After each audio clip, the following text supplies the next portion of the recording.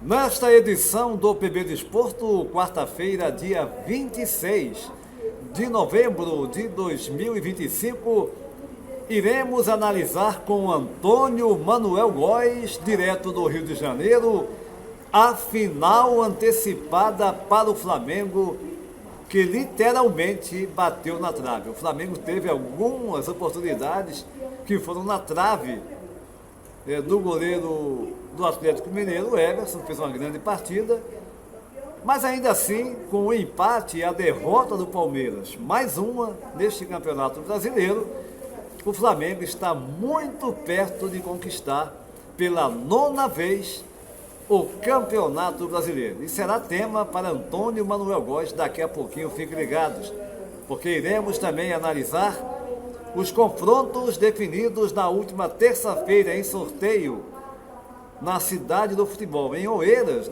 região de Lisboa, que definiu, melhor dizendo, os confrontos da fase oitavas de final da competição, como também já as possibilidades e a data da fase quartas de final. Tudo isso não sai daí, é já após a nossa vinheta.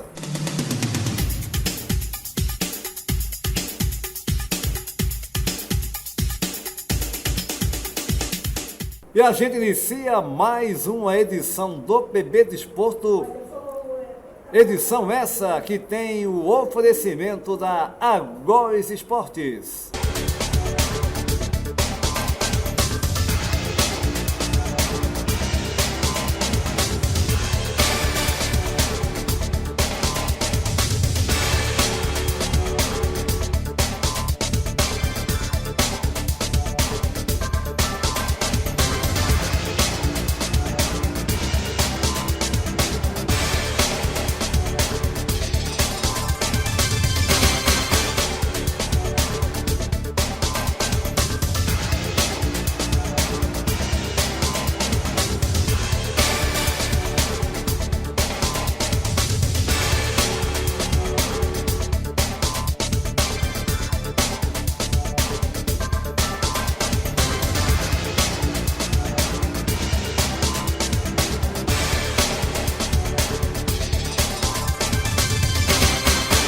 Agores Esportes, a sua loja de camisas de clubes e seleções de todo o planeta, com a qualidade incomparável e um valor insuperável. Você vai na descrição deste vídeo e conhece o vasto material de camisas de clubes e seleções de todo o mundo.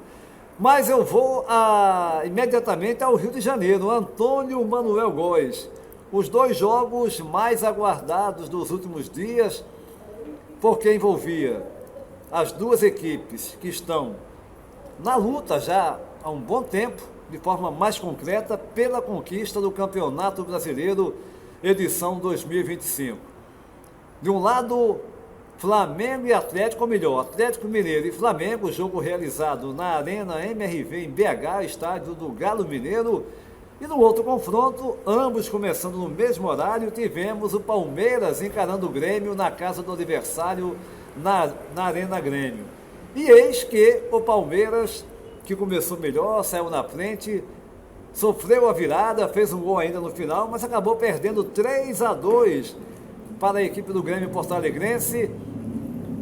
E o Flamengo, que levou o primeiro gol, conseguiu um empate na segunda etapa, mais uma vez ele, Bruno Henrique, empate 1-1. Flamengo, se a bola bateu na trave, literalmente, a possibilidade da conquista, porque o Flamengo fazendo mais um gol seria campeão 2 rodadas antes do final, aliás, 2 rodadas antes, ainda assim aumentou a vantagem, 5 pontos agora, e aí eu quero que você analise como é que você viu essa partida do Flamengo em especial, porque no outro jogo o Palmeiras mais uma vez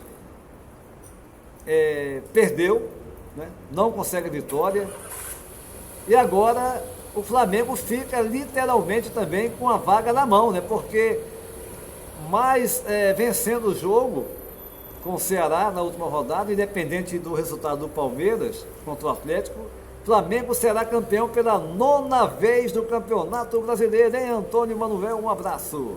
Pois é, galera do PB Desporto. uma esperada decisão antecipada que bateu na trave, preservando alguns de seus mais notáveis protagonistas da temporada, de olho na finalíssima da Copa Libertadores da América, próximo sábado 29, contra o Palmeiras em Lima, Peru. O Flamengo foi a Belo Horizonte para enfrentar um Atlético Mineiro, ainda a juntar os cacos da perda da Sul-Americana para o Lanús, último sábado em Assunção. Apesar da costumeira posse de bola e subsequente pressão contra a retaguarda atleticana, os comandados de Felipe Luiz pecaram na primeira etapa, com a ausência de fluidez da transição entre meio-campo e ataque, em cujo espaço o garoto Wallace Ian era neutralizado pelos defensores do time da casa, embora se deslocar com insistência na tentativa de ultrapassar a barreira implementada por Jorge Sampaoli, cuja maior figura defensiva foi sem dúvida o goleiro Everson, em recorrentes intervenções salvadoras de sua meta. O Galo escapava furtivamente através do experiente ponteiro Dudu, que complicou a marcação de Emerson Royal, inseguro, a despeito de também experiente. Em uma de cujas oportunidades, o atleticano foi à linha de fundo e cruzou em milimétrica precisão para Bernard, na disputa com Ayrton Lucas, projetar-se e, com o bico da chuteira, arrematar certeiro para as redes de Agustín Rossi, em um dos raros lances ofensivos do Galo.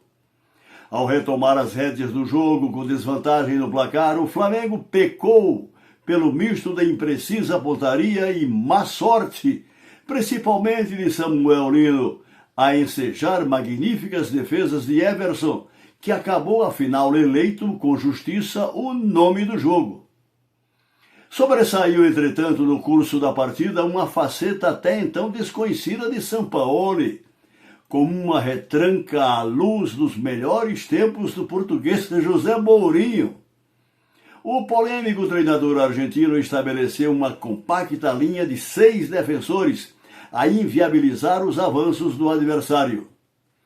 As entradas no segundo tempo de Bruno Henrique, Jorginho, Arrascaeta, Plata e Everton Cebolinha proporcionaram criatividade e força ofensiva ao Flamengo, a fustigar, com até 70% de posse de bola, o paredão do Atlético, afinal vazado em cabeceio fulminante de Bruno Henrique, a completar certeiro lançamento de Danilo, perto do fim do jogo.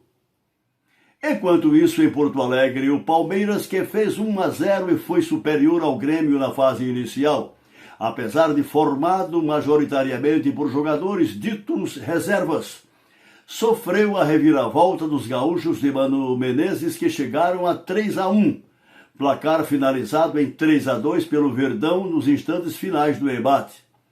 Caprichosamente para o Flamengo, uma decisão que por 2 vezes esbarrou no poste direito do Atlético Mineiro, cuja antecipação do título do Brasileirão, a depender de mais um simples gol rubro-negro que não ocorreu, estaria consumada na derrota palmeirense em Porto Alegre. Oportuno ponderar, todavia, que a margem do empate a fórceps é verdade, mesmo com alguns indesejados acidentes de percurso, entre os quais a derrota de 1-0 para o Fortaleza, avança a busca do troféu nacional dos pontos corridos, com a liderança no primeiro turno, a defesa menos vazada e disparado melhor ataque, maior saldo de gols, até aqui o maior número de vitórias e o potencial melhor futebolista deste Brasileirão, Arrascaeta, por sinal, a um gol de chegar ao topo da artilharia do campeonato. Com esses predicados, o Flamengo chega aos 75 pontos, a 2 rodadas do fim de uma temporada em que rubro-negros e alviverdes se alternaram no patamar mais elevado da tabela. E quase esquecida a referência aos 2 confrontos diretos entre Flamengo e Palmeiras neste Brasileirão, ambos vencidos por Felipe Luiz, 2-0 no Allianz Parque, 3-2 no Maracanã. Como deplorável nota destoante a declaração de Abel Ferreira na coletiva do pós-jogo desta terça 25 na Arena do Grêmio, a culpar os árbitros pelo insucesso do Palmeiras, que, ao contrário dessa alegação estapafúrdia, foi beneficiária de graves erros de mediadores, Antônio Júnior. Tá legal, Antônio Manuel Góes, direto do Rio de Janeiro. Olha, o Abel Ferreira, a gente já falou aqui tantas vezes do Abel, né? Elogiando a sua competência, os 5 anos de trabalho magistral, isso mesmo, magistral na equipe do Alviverde Paulista, o Palmeiras. Agora, por outro lado, o Abel não é de hoje, né? Ele, quando chegou logo no Brasil, pouco tempo depois, veio aquele papo de colonizador. Não, porque vocês aqui no Brasil têm que agir assim, têm que agir assado. Olha, você tem toda a liberdade, Abel, de dar a sua opinião. Qualquer pessoa vai morar no país, eu moro aqui em Portugal, eu posso fazer uma crítica construtiva para somar. Agora o Abel não, o Abel ele chegou lá já dando uma de lá, porque o meu país colonizou o Brasil, sabe? Não foi bem dessa forma, mas foi praticamente isso, foi uma indireta. Com aquele papinho de, vocês têm que agir assim, porque não é assim que se age. Aí depois passou a querer pautar a imprensa, né? Querendo dizer qual a pergunta que a imprensa deveria fazer nas coletivas pós-jogo. E ele responde a pergunta que quiser. Pode chegar e falar, essa eu prefiro não responder, é um direito dele, ok. Agora, toda hora, é quase sempre, o Abel vem com ataque, vem com afirmações pífias e patéticas, como foram pífias e pra lá de patéticas essa afirmação, ele colocando como se o Palmeiras tivesse sido prejudicado no Campeonato Brasileiro. Abel, é muita cara de pau.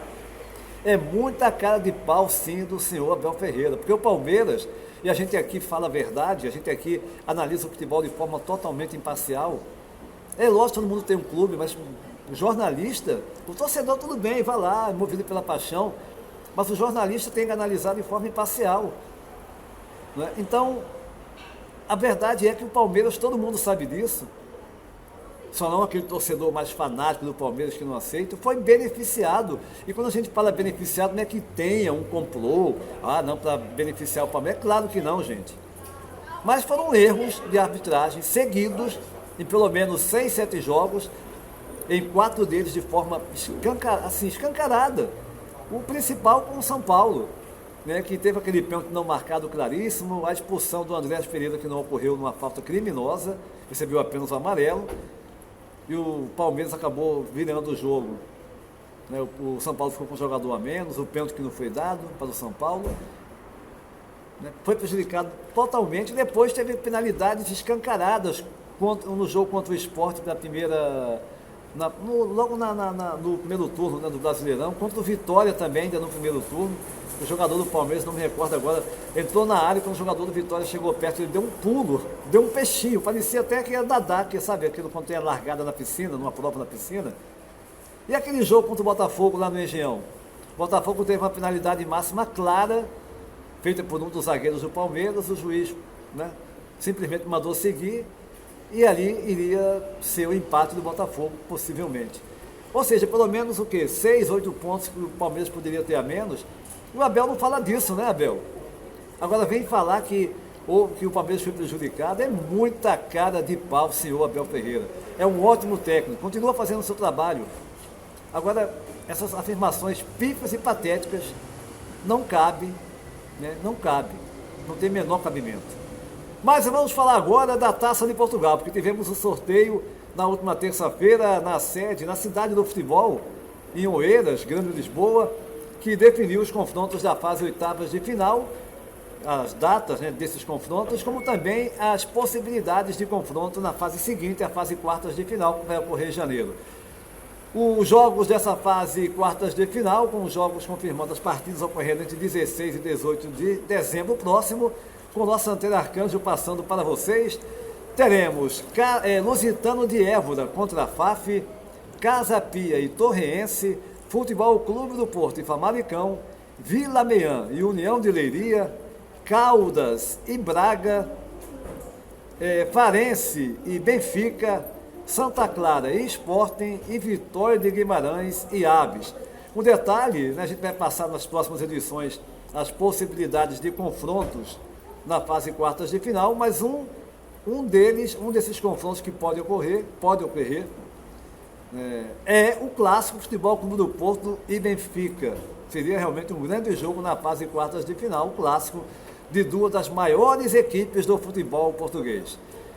Esta edição do PB do Esporte teve o oferecimento da Argós Esportes.